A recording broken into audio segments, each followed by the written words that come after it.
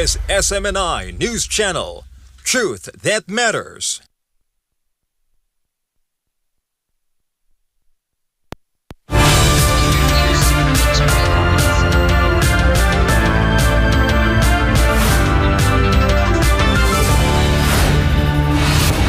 Prevailing against intense pressure, the Maisug Peace Rally pushed through in Dumaguete City. Former President Rodrigo Duterte stressed the importance of the right to peaceful assembly, and the local governments do not have the power to prohibit such gatherings as it is protected by the Constitution.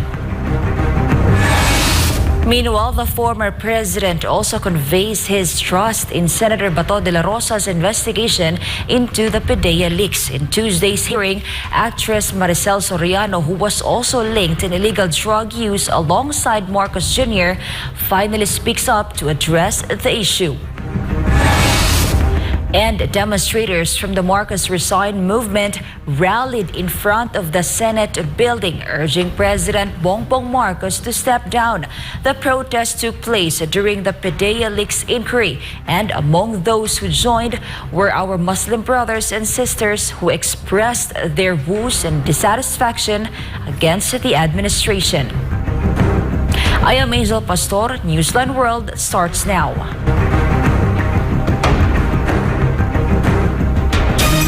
Amid the strong efforts to obstruct the Maisug Peace Rally, former President Rodrigo Duterte stresses the importance of the Bill of Rights and the right to peaceful assembly of Filipinos. Sara Santos with the report. No law, walang batas, shall be passed. Walang batas na gagawin abridging the freedom of speech, of expression. Yung gusto mong sabihin, marsya na mo, wala. O anong panahon, kung nag-uulan ba o mainit, no law shall be passed abridging. Basta wag mong galawin the freedom of speech, of expression, and of the press, and of the people that have the right to peaceably assemble. Former President Rodrigo Duterte highlighted Article 3, Section 4 of the Bill of Rights during the Maisug rally in Dumaguete City, Negros Oriental. This happened amidst heightened attempts to thwart the protest against the current administration, leading to the abrupt closure of the Freedom Park, originally designated for the Maisug rally. Duterte stressed that the mentioned law safeguarding the Filipino people's rights to express their opinions freely is sacred. He also criticized the closure of the Freedom Park in Dumaguete. Hindi sa syudad yan. Bakit mo sarahan at hindi magamit ng tao para makapagsalita kung ano ang gusto niya ang damdamin? What is reason na sinira mo ang park? The Maisug Peace Rally has encountered obstacles on multiple occasions in the past. In April, the Maisug rally planned in Bustos, Bulacan was called off after the landowner reportedly withdrew the venue's use and placed trailer trucks to block the way to the site. Similarly, the Maisug Peace Rally in Cebu has faced multiple attempts to halt it, yet it persisted and proceeded as planned. Duterte also took a dig at local governments that issue permits only to retract them later. Ewan ko ba kung bakit, anong klaseng utak? Nagbigay ka na nga ng permit, binawi mo pa kasi tumawag ang Malacanang.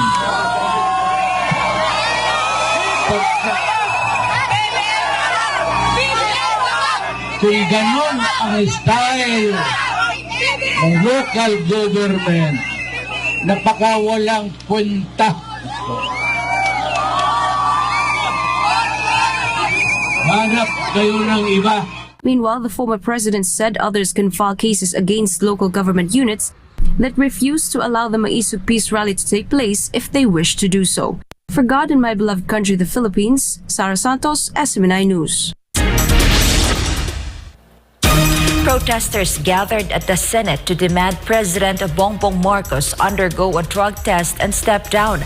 The demonstration coincides with the second Senate hearing regarding the PDEA leaks linking PBBM to illegal drugs. Carlo de la Peña will give us the details. Posters adorned the surroundings alongside tarpaulins and placards carrying nearly identical messages during the peak of the Marcos Resign rally outside the Senate in Pasay City. Led by the Marcos Resign movement, participants voiced their dissatisfaction with President Bongbong Marcos' leadership.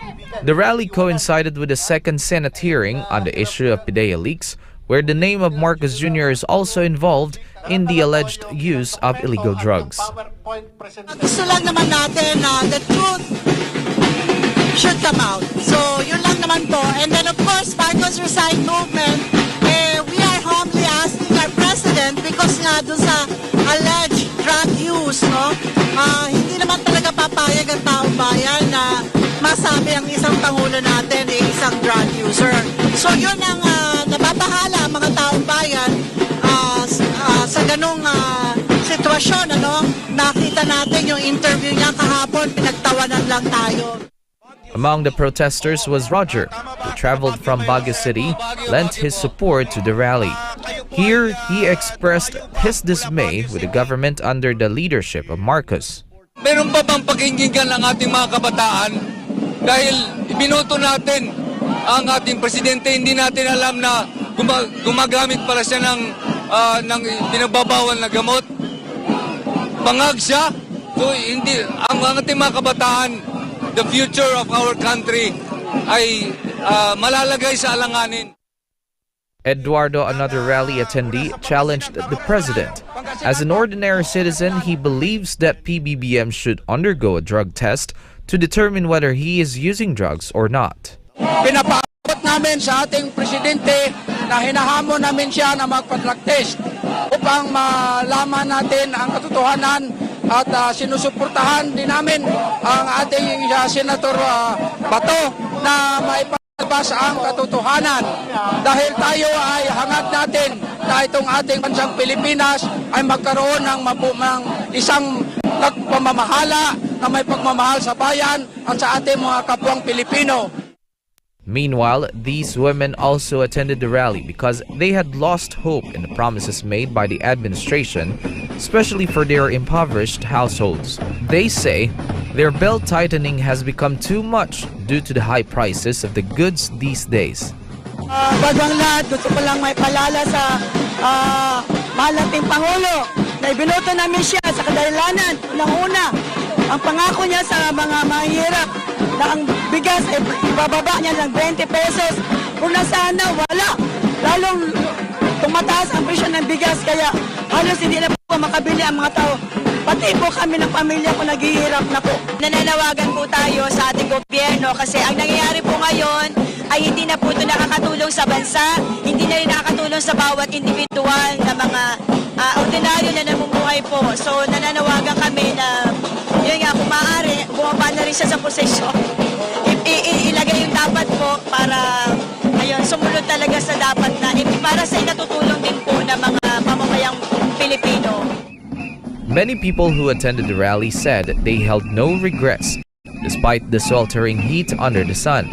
For them, what matters is that they have expressed and voiced their concerns to the government, which urgently needs to address the issues faced by the people like them who are struggling. They also hope to attain justice for the underprivileged, not just the wealthy, the politicians, and those in government who benefit from the power and money of the nation. For God and my beloved country, the Philippines, this has been Carlo de la Peña, SMNI News.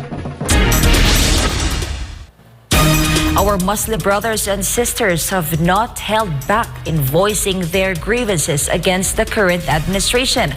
The groups call for President Bongbong Marcos to step down. Almar Forzuelo with the report.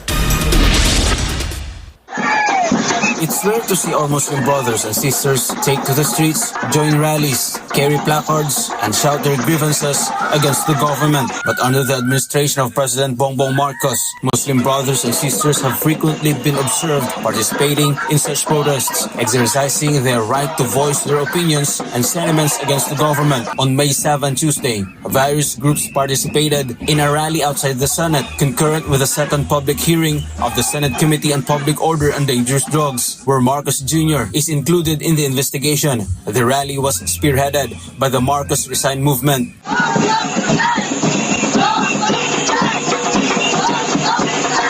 In an interview with SMNI News, Roland Ulamid, chairman of the MNLF Davao City, emphasized that our Muslim brothers and sisters remain undeterred and will continue to participate in rallies. He asserted that they stand united in demanding President Marcos Jr. to step down. Gusto na naming sumali.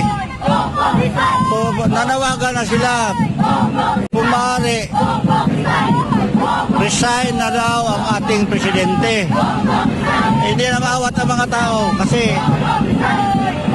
ano yan, narinig nila ang chant ng mga tao, Bongbong resign. Nailin Mama and Maria Manto decided to join the rally of the Marcos Resign movement because they could no longer endure the hardships caused by the soaring prices. They are questioning the unfulfilled promises made by PBBM during the campaign. They ask, where is the promise of cheap prices of rice? Kasi po sobra na nakakainip na, sobra na. Nakakainip na yung pamamalakad ni Bibi. Hindi po namin ramdam. Saka ang taas po ng bilihin lahat. Lalo na po yung bigas. Hindi na po namin kayang bumili ng bigas na ganun po kamahal. Kasi yung pangako po niyang 20 pesos na bigas, wala pong natupad. Pero ang gusto lang namin, gusto ng taong bayan, natupad din yung pinangako niya na yung kung siyang makaupo na mababa ang lahat ng bilihin. Pero hindi natupad yun. Yung halimbawa, yung bigas, sabi niya 20, ilalong tumaas by 70, may 80 po. When asked about their thoughts on the president's avoidance of addressing his involvement in illegal drugs, this is what our Muslim brothers and sisters answered. Siguro, ayaw pa niyang maipit siya. Kaya umiiwas siya. Harapin niya ang hamon ng taong bayan.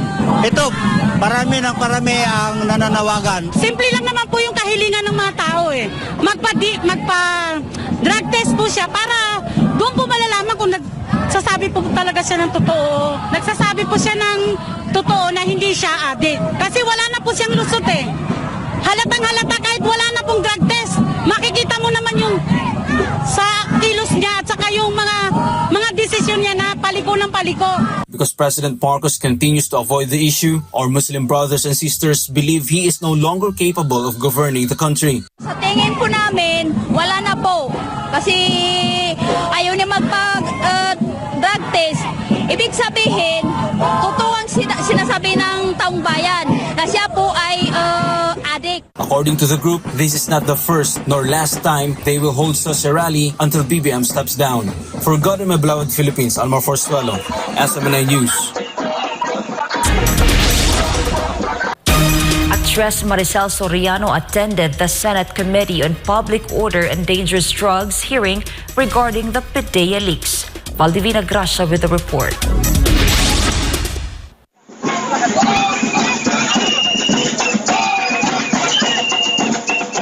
This was the scene right in front of the Senate. The protest coincides with the Senate Committee on Public Order and Dangerous Drugs investigation into the PDEA leaks involving confidential documents linking Marcos Jr. to illegal drug use. But even amidst the heated atmosphere outside the Senate, Senator Bato de la Rosa, chairman of the committee, seemed calm when questioning Maricel Soriano, allegedly associated with Marcos Jr. as a cocaine user based on PDEA documents. Soriano was summoned to verify the controversial document. In her statement, she admitted to owning the condo unit mentioned in the document. May property ka ba sa Rockwell? Ikaw ba ang nagmamay-ari ng Unit 46-C Rizal Tower Building located at Rockwell, Barangay Poblacion, Makati City? Opo. Sa'yo yon? Opo. Hanggang 2012 po, nabenta ko na ho yun. Wala na ako doon. In the subsequent press briefing, Senator De La Rosa stated that Soriano's admission regarding the ownership of the controversial condo unit adds credence to the PDEA leaks documents. That adds credence to the claim of Morales na siya talaga gumawa noon. Tama yung ginawa niya. Dahil inamin naman ni Maricel. Si Maricel ang subject doon. At saka si politician Bongbong Marcos. Dalawa sila subject doon. Tapos, ang address, yung unit, the same unit. At inaamin ni Maricel na sa kanya yung unit na yon. So that gives credence to the pre-ops na ginagawa ni Morales. In relation to this, the senator apologized for not pressing Soriano further during questioning, noting her apparent nervousness. Forgive me, patingin nyo, hindi ko masyadong nadidikdik si Maricel Soriano ha, kasi nakikita ko kasing beritin siya, nanginginig siya nung pagdating niya. Mamaya kung diniinan ko rin masyado yung questioning, hinimatay doon sa hearing natin, what will that make of me? Finally, Senator Bato emphasized that he wouldn't dwell on Soriano and Marcos Jr.'s alleged drug use during his hearing. He explained that the investigation is focused on tightening security measures for sensitive and confidential information to prevent leaks. For God and my beloved country, the Philippines, this is Valdivina Gracia, SMNI News. Former PDEA agent Jonathan Morales remains firm in his decision not to disclose the identity or gender of the confidential informant linking President Bongbong Marcos, actress Maricel Soriano, and others in illegal drugs. Morales asserts that revealing such information would pose a grave danger to the informant. Jane Cognita has the story. Hindi ko ilalaglag yung mismo pagkakakilanlan ng tao. Former Philippine Drug Enforcement Agency or PDEA agent Jonathan Morales insists that he will not reveal the identity or any identifying information of the confidential informant involved in linking President Bongbong Marcos, actress Maricel Soriano, and several others in alleged drug-related activities dating back to 2012. This decision is based on a pre-operation report signed by Morales himself. During the second hearing of the Senate Committee on Public Order and Dangerous Drugs regarding the PDEA leaks, Senator Ronald Bato dela Rosa and Jinggoy Estrada repeatedly pressed Morales to reveal details about the confidential informant. Are you just hesitant to break your code of honor, your relationship between you and the confidential informant, or talagang wala ka nang maalala? Kasi your reputation is at stake here. Your Honor, your reputation is as a resource person is at stake here. Pag hindi mo ma-remember. Ano ba? He or she? Your Honor, he or she? Babae, laki. Morales emphasizes certainty that the informant's life would be endangered if he disclosed their gender. Your Honor, yung mahirap kasi kung itidivulge ko yung kasarian ng confidential informant, Your Honor, makakanib ang buhay noon. Hindi po man sa, yung confidential informant, Your Honor, hindi po sa talagang makakanib ang buhay, ma-identify kagad siya. Despite this, Morales expressed willingness to disclose the informant's gender under certain conditions that do not violate the individual's constitutional rights. Kung bibigyan niyo po ako ng pahintulot na i-reveal ko yung kasarian ng confidential informant na wala akong mababiolate na constitutional rights ng tao, ipagkakaloob ko po. Morales repeatedly stated that he no longer remembers the name of the confidential informant involved in the PDEA leaks. This has been Jane Cognita, your citizen correspondent for God and my beloved country, the Philippines. Former President Rodrigo Duterte expressed confidence and trust that the truth will come out in the Senate Committee on Public Order and Dangerous Drugs investigation into the PDEA leaks, chaired by Senator Ronald Bato dela Rosa. Carlo de la Peña with the report. Si Bato, ipangako ko sa iyo, ilalabas niya yan totoo kung ano man yung Former President Rodrigo Duterte expressed full confidence in the Senate's probe regarding the PDEA leaks linking President Bongbong Marcos to illegal drug use. The Senate Committee on Public Order and Dangerous Drugs, chaired by Senator Ronald Bato dela Rosa, lead the investigation on the said issue.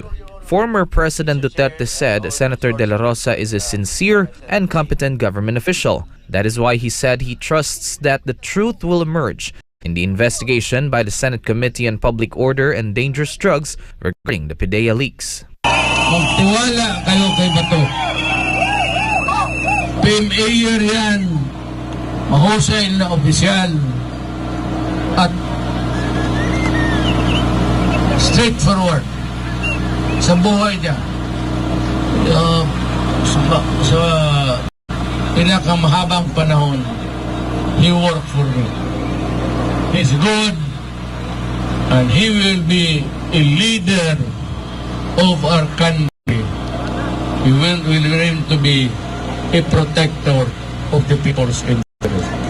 During Tuesday's session, the committee continued its investigation regarding the confidential PDEA documents. Actress Maricel Soriano participated in the hearing, one of the individuals implicated in the PDEA leaks issue allegedly alongside Marcos Jr., who purportedly uses cocaine. The actress denied being a cocaine user but admitted to owning the condo unit mentioned in the document allegedly involved in illegal drugs. It can be recalled that former President Rodrigo Duterte previously stated that Marcos Jr. is involved in illegal drug use and was included in the PDEA's narco list. For God and my beloved country, the Philippines, this has been Carlo de la Peña, SMNI News. Up next, Japan and Germany are set to hold their first ever joint land forces drills set to take place next year. We'll find out more about this later on. Newsline World will be back after the break.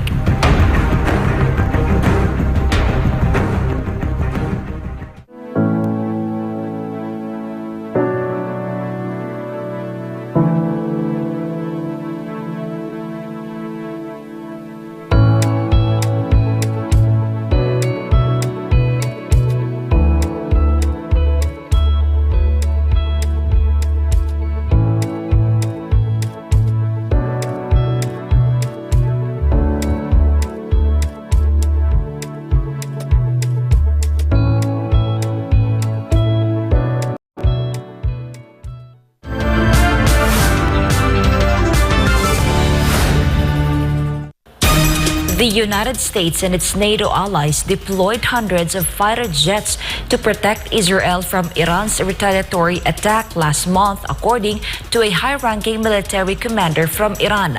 Melchizedek Cadiz reports. NATO and the United States sent at least 240 fighter jets to shield Israel from Iran's retaliatory strikes against Israeli-occupied territories last month.